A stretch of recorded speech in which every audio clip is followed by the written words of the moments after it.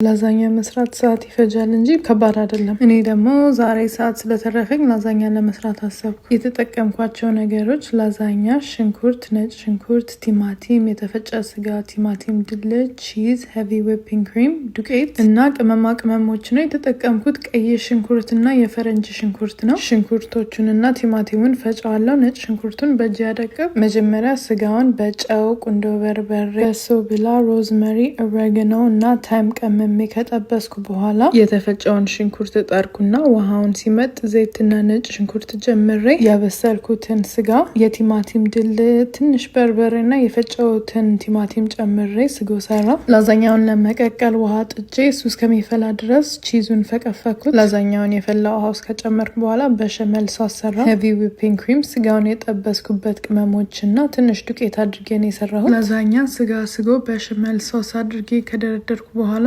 መጨረሻ ላይ ቺዝ አድርጌ በ170 ዲግሪ ሴልሲየስ ለ40 ደቂቃ ጋገርኩት። መጨረሻ ላይ ይሄን ይመስላል። ላዛኛው በጣም ቆንጆ ሆኖ ነው የወጣው።